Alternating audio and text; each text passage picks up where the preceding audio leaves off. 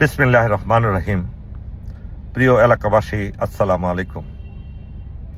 ঢাকা ২ আসনে ইতিমধ্যেই আমার নাম কর্নেল হক হিসেবে বাংলাদেশ জামাত ইসলামী থেকে মনোনয়ন পেয়েছি, আপনারা সবাই জানেন।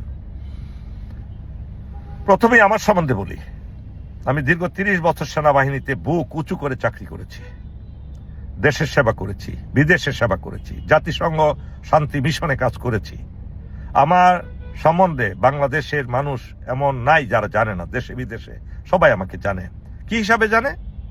একজন, আমি জীবনে কোনো টাকা লোন নেই নাই কারো কাছ থেকে, কাউকে অন্যায় করি নাই, কার উপর অত্যাচার করি নাই।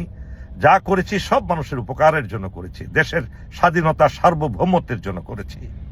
আমি ৩৬ জুলাইয়ের একজন অগ্রনায়ক। ৩৬ জুলাইয়ের আন্দোলন আমি নেতৃত্ব দিয়েছি। আমি কোনো ভীতু লোক নই। আমার মটো হলো চির উন্নত মাম শির।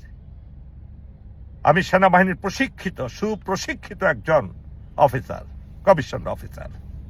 আমার পেছনে কোনো দাগ নাই, কালিমা নেই।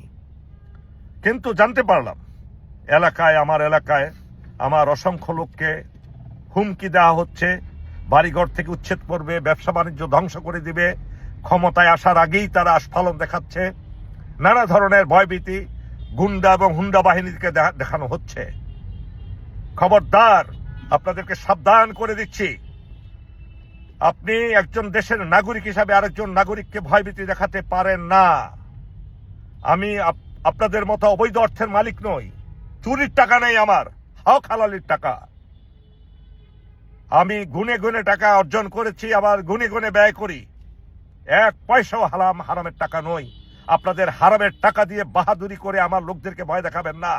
Enough is enough. অনেক লুটপাট হয়েছে দেশে। রাজনীতিবিদ হিসাবে ব্যবসা করেন রাজনীতিকে নিয়ে, দেশের সেবা করেননি। শত শত কোটি টাকা লুপাট করা হয়েছে, দেশের হাজার কোটি টাকা লুপাট করা হয়েছে।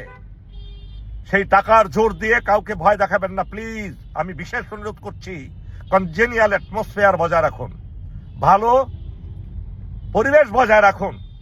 ইতিপূর্বে যেভাবে ভোট রিগিং করে জোরপূর্বক ভোট আদায় করেছেন, ভয়ভীতি দেখায় যারা করছেন কিংবা করবেন, তাদেরকে আমি সতর্ক করে দিচ্ছি, নির্বাচন কমিশন কিংবা দেশের সরকার সে সুযোগ আপনাদেরকে দিবেন না। প্লিজ, যারা আমার সাথে আছেন কাউকে ভয় পাবেন না। ভয় পাবেন একমাত্র আল্লাহ রাব্বুল আলামিনের কাছে। দেখুন, ৩৬ জুলাই জীবন দেওয়ার জন্য তো প্রস্তুত ছিলাম, মরতে তো হবেই। আপনিও মরবেন, আমিও মরবো, বীরের মতো মরবো, চোরের মতো নয়। কে কি করেছে সাভার আমল নামাই দেশবাসী জানে। হলফনামা এবং যে সম্পদের হিসাব বিবরণ আমরা দিয়েছি সবাই জানে, এখন সবার হাতে হাতে। সুতরাং কেউ আস্ফালন করবেন না। কে হালাল টাকার লোক আর কে হারাম টাকার লোক মানুষ ইতিমধ্যে জেনেছে।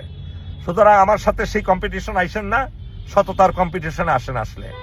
হ্যাঁ, আর মাসেল পাওয়ার, আমি মাসেল পাওয়ার দেখানোর লোক না। আমার লোকেরা মাসেল পাওয়ার দেখাবে না, কেননা এটা কোনো বৈধ কাজ নয়। এটা হলো অবৈধ। চোরেরা দেখায়, ডাকাতরা দেখায়। প্লিজ সবাইকে অনুরোধ করবো, আমার সাথে যারা কাজ করছেন কাউকে ভয় পাবেন না। যদি আপনাকে কেউ ভয় ভীতি দেখায় আমাকে জানান, থানায় যান। থানায় যদি জিডি না নেয়, কেস না নেয়, সেটা আমি দেখবো ইনশাআল্লাহ, আইন দেখবে।